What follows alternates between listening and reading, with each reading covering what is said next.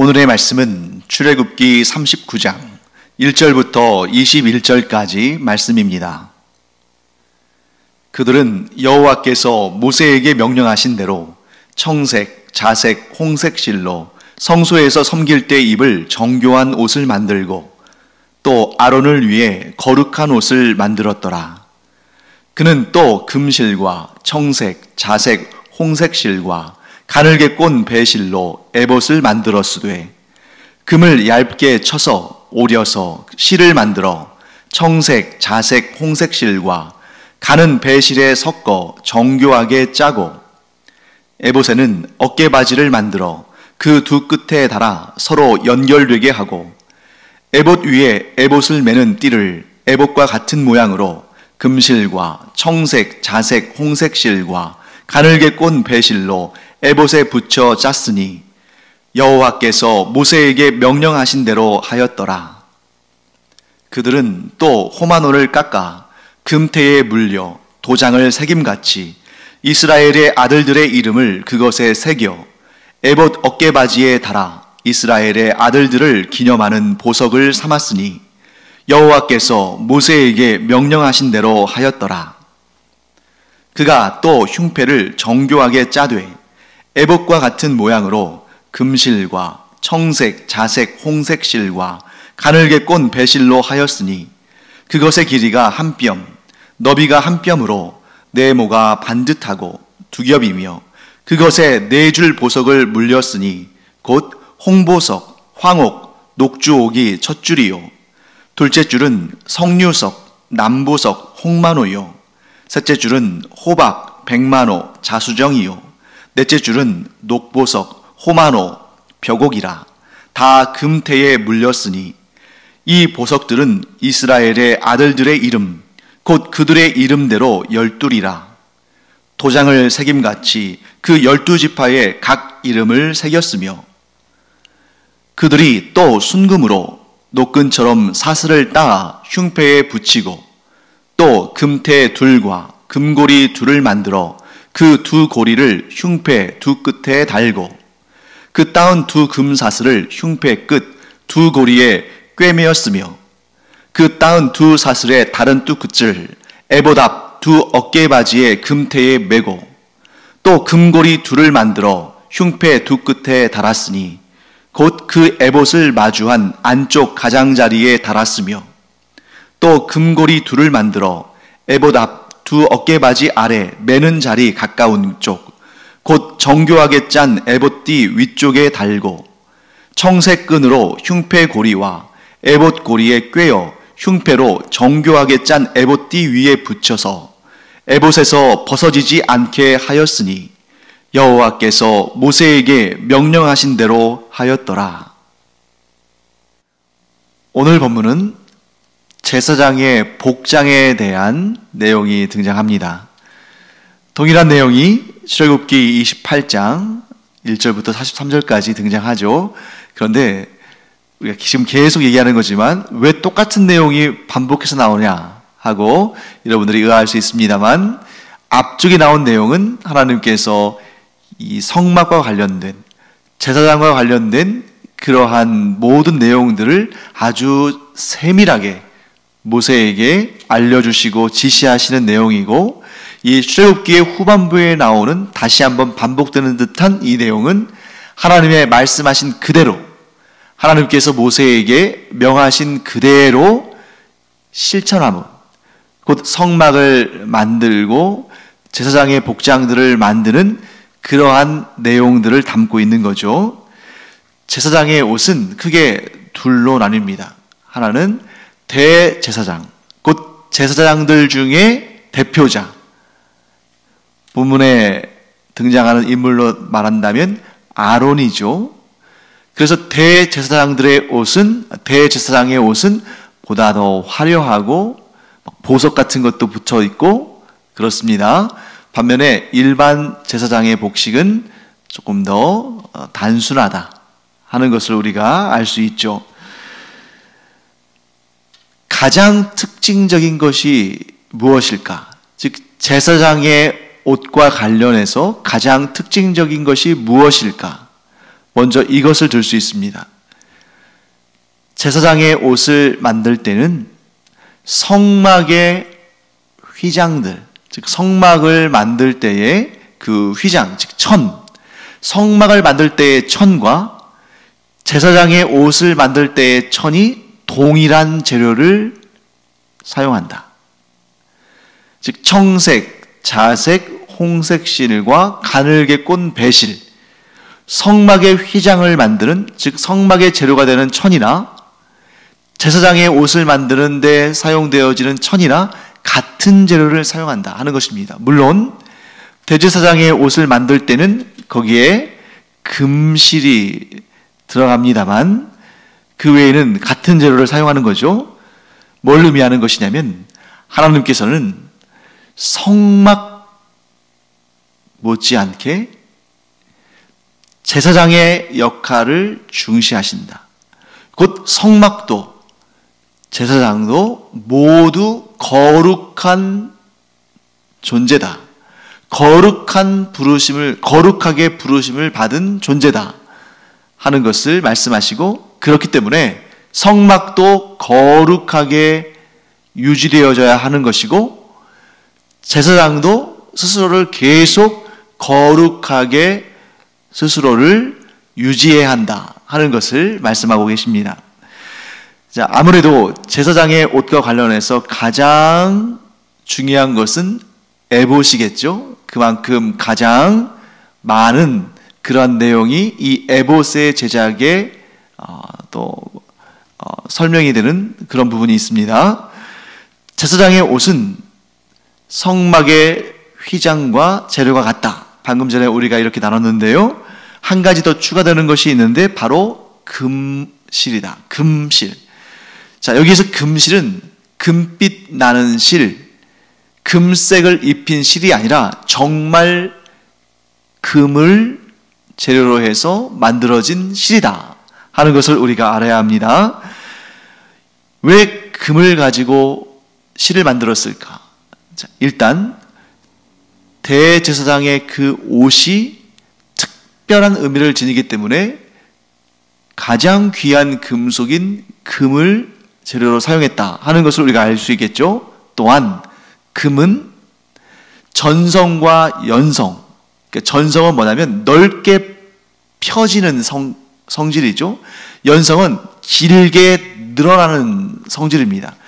이 전성과 연성에 있어서 금은 우리가 일상에서 발견할 수 있는, 우리가 이제 뭐 아주 특이한 금속들 말고, 아직 발견되지 않은 금속들 말고 우리가 일상에서 쉽게 찾을 수 있는, 물론 비싸서 소유하기는 힘들지만 우리가 볼 수 있는 그러한 금속들 가운데 이 전성과 연성, 그 전성, 넓게 퍼지는 성질과 연성, 길게 늘어나는 성질이 가장 뛰어난 금속이다 하는 것입니다.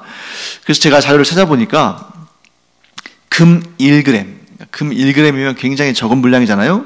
그런데 그 금 1g을 아주 정성 들여서 이제 현대의 기술로 아주 얇게 펴면 가로 세로 1m씩에 해당하는 1제곱미터의 면적으로 펼 수 있다. 대단하지 않습니까? 금 1g을 가지고 아주 얇게 얇게 두들겨서 얇게 펴면 가로 1m, 세로 1m, 그래서 1제곱미터의 면적으로 펼 수 있다 하는 것입니다. 또한 더 놀라운 일은 연성인데요. 연성은 금 1g을, 그러니까 옛날에는 쉽지 않았겠지만 오늘날의 최첨단 기술을 동원해서 금 1g을 늘리면 무려 3km까지 늘릴 수 있다고 합니다. 대단한 거 아닙니까? 이 정도의 기술까지는 3,500년 전에 광야에서 유랑하던 이 이스라엘 백성들은 할 수 없었을 테지만 그들의 그 당대의 기술을 총동원해서 최대한 얇게 금을 두들겨서 펴고 그것을 아주 정교하게 얇게 잘라서 실을 만들었다는 거죠.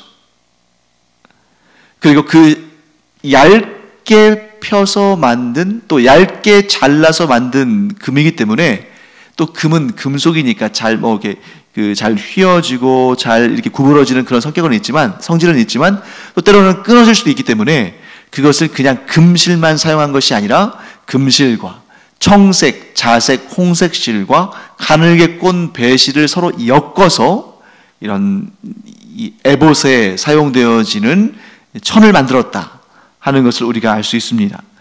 자, 에봇을 만들 때에 거기에 금실이 들어가게 하신 것이 하나님의 뜻인데, 거기에 담겨 있는 하나님의 뜻은 무엇이겠습니까? 하나님께서 이 제사장의 직분을 매우 중요하고 거룩하고 귀하게 여기신다 하는 것을 우리가 알 수 있고요. 그래서 신약 성경에서는 예수 그리스도의 직분 가운데에 예수님을 뭐라고 소개하냐면, 예수님은 우리의 대제사장이 되신다. 예수님께서 우리를 하나님께로 이끌어 가시는 우리의 대제사장의 직분을 맡고 계신다, 이렇게 설명하죠. 또한 베드로 사도는 예수 안에 있는 우리, 곧 예수 그리스도를 구주로 섬기는 우리에 대해서 뭐라고 표현하냐면, 너희는 왕 같은 제사장이다, 이렇게 표현하죠. 그러니까 이 제사장이 얼마나 하나님께서 소중하게 여기시는 그러한 직분인가 하는 것을 알려주신다는 겁니다.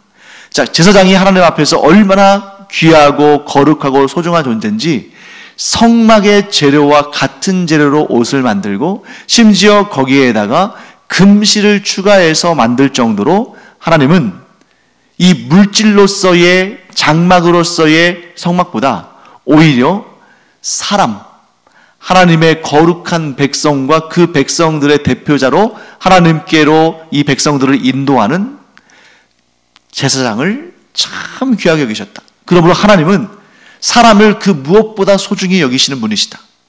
곧 진정한 성막은 사람이고 진정한 성전은 사람이다.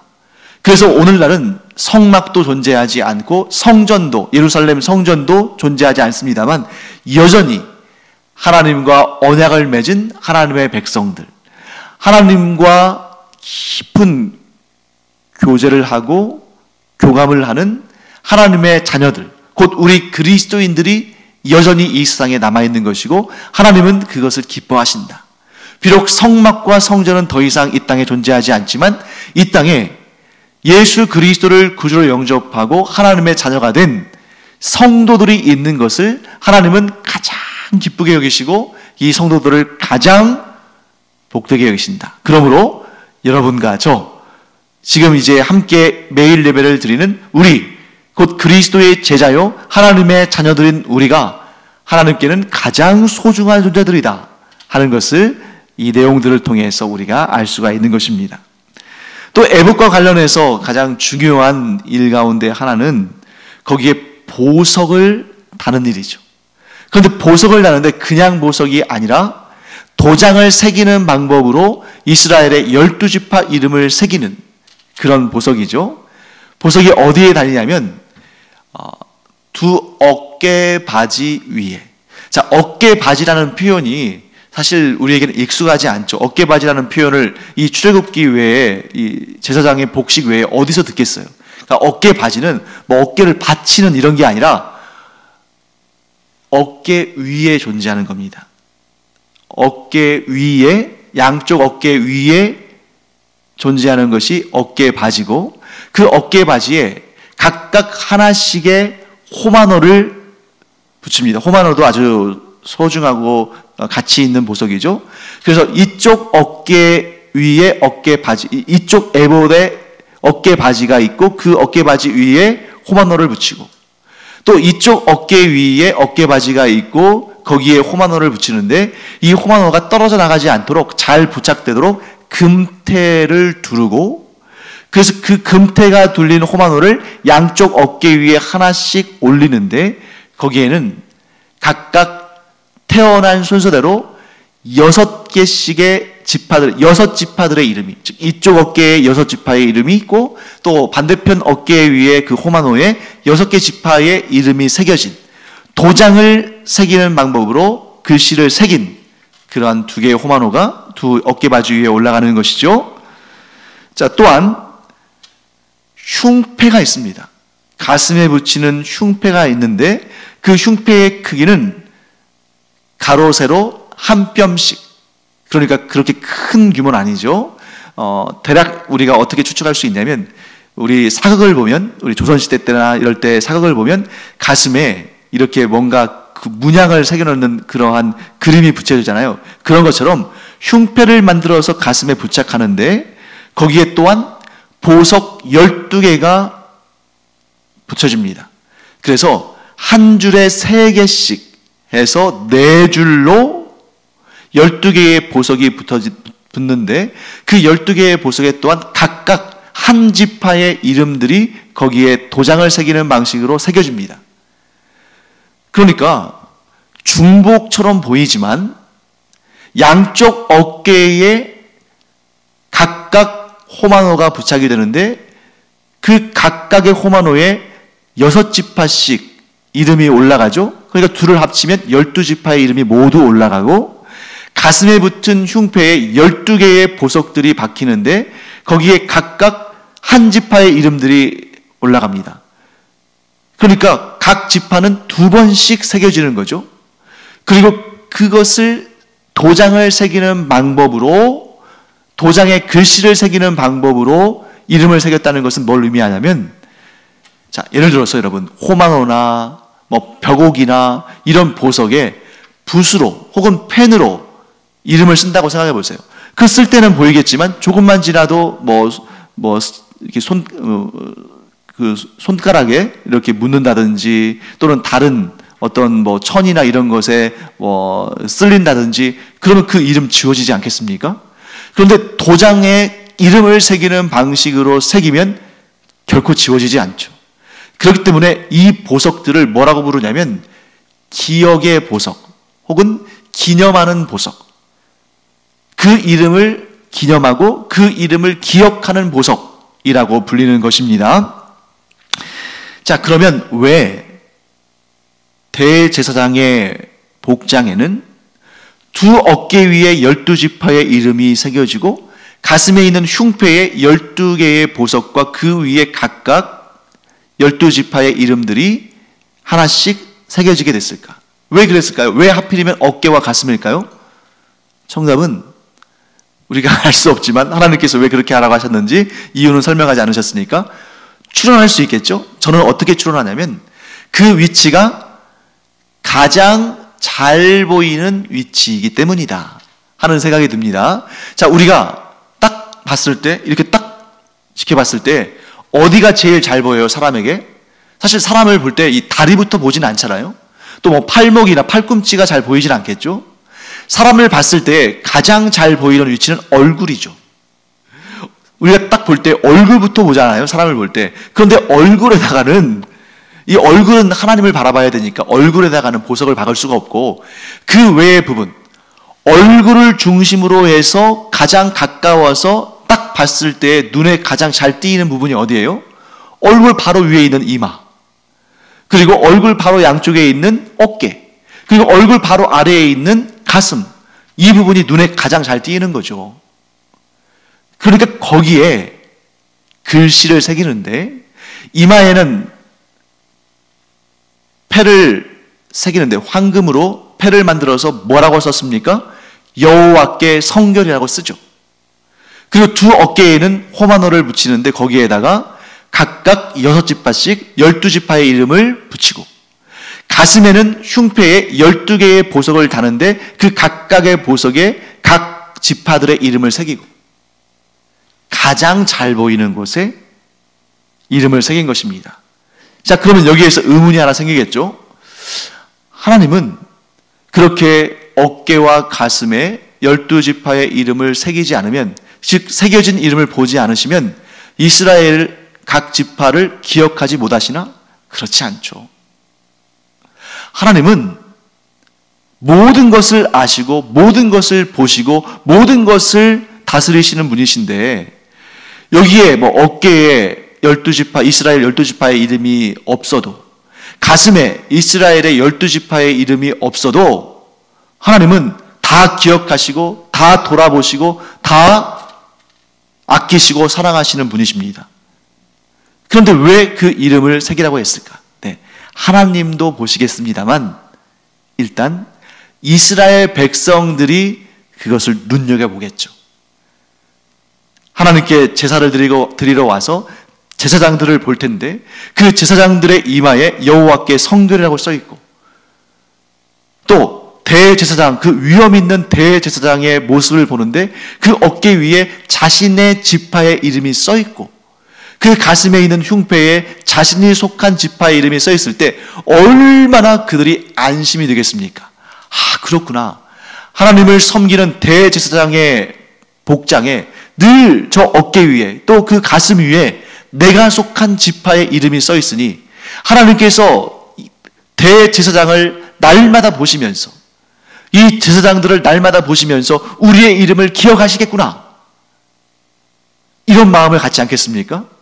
그러니까 이 이름들은 하나님도 기억하시고 이스라엘 백성들도 우리는 하나님의 택함받은 백성이고 하나님께서 보호하시는 백성이고 하나님께서 복주시는 백성, 하나님께서 택하신 백성이고 하나님과 언약한 백성이구나 하는 것을 이스라엘 백성들도 눈으로 보아서 마음으로 믿는다는 것입니다. 그래서 하나님과 이스라엘 백성들이 언약했다. 여전히 하나님은 이스라엘의 하나님이시고 이스라엘은 하나님의 백성들이다 하는 것을 명확히 증거하는 것이 바로 이 어깨와 가슴에 새겨진 보석들의 이름들인 것입니다. 자, 그 다음에 오늘 본문의 말씀에는 언급되어 있지 않습니다만 같은 내용을 다루고 있는 출애굽기 28장 30절에는 이 흉패 안에 존재하는 두 개의 돌에 대해서 언급하고 있죠. 그것은 바로 우림과 둠밈입니다. 자, 흉패 안은 어떤 주머니와 같은 공간이 있어요. 그래서 흉패를 만들 때 두 겹으로 만들거든요. 아마도 두 겹으로 만들 때 위와 아래는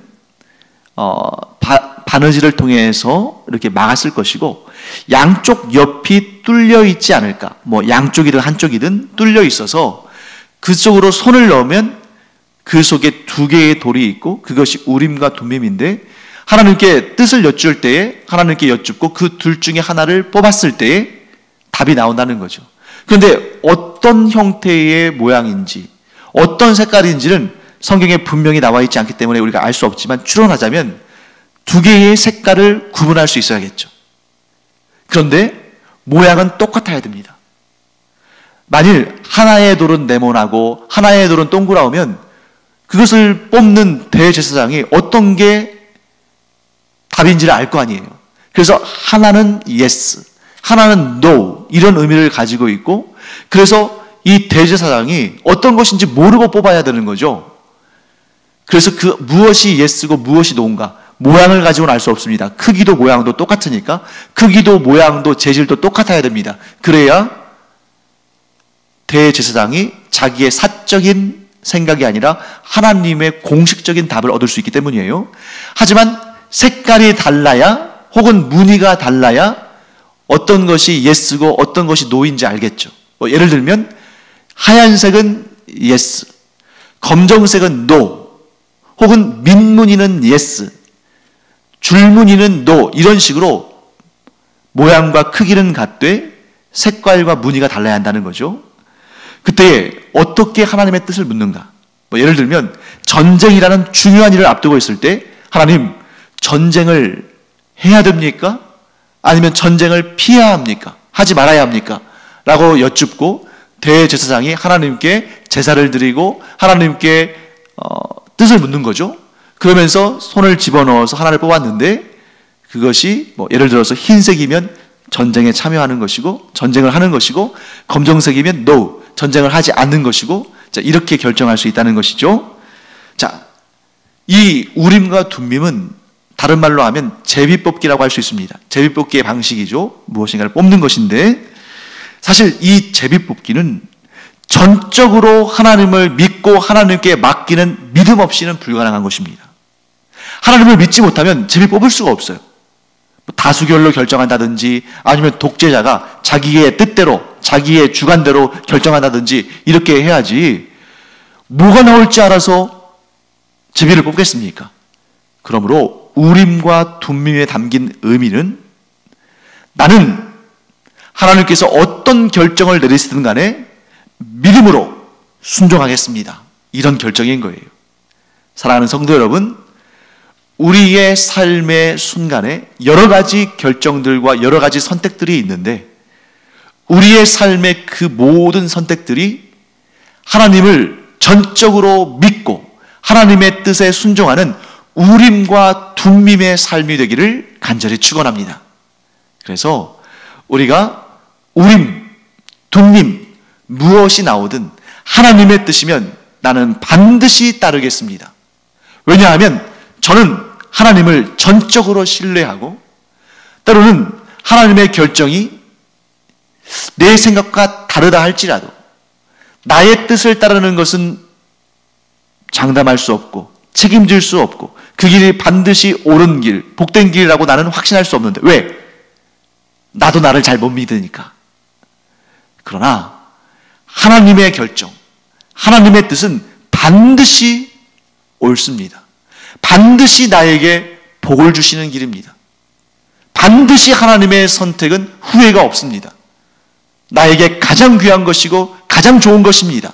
이런 믿음의 고백이 우리 입에서 나오기를 간절히 축원합니다. 그래서 이런 믿음을 가진 자는 예수님처럼 기도할 수 있다는 거죠. 예수님께서 기도의 전형을 우리에게 보여주셨죠. 하나님을 믿고 신뢰하는 기도가 무엇인가? 반드시 응답되는 기도가 무엇인가를 우리에게 보여주셨는데 그 기도는 바로 이것입니다. 우림과 둠밈의 기도. 하나님, 나의 원대로 마시옵고 아버지의 원대로 하옵소서. 이것이 바로 우림과 둠밈의 기도인 것이죠. 우림과 둠밈의 기도를 통해서 하나님의 결정을 통해 가장 복된 인생을, 가장 아름다운 인생을, 하나님께서 가장 기뻐하시는 인생을 살아가는 우리 모두가 되기를 간절히 축원합니다. 기도하겠습니다. 하나님, 저희가 하나님을 온전히 믿고 신뢰함으로 우림과 둠밈의 기도, 곧 나의 원대로 하지 마옵시고 아버지의 원대로 하옵소서라는 예수님께서 저희에게 가르쳐 주신 본을 보이신 그 기도를 우리가 행할 수 있게 하여 주시옵소서. 감사드리며 예수님의 이름으로 축복하며 기도합니다. 아멘.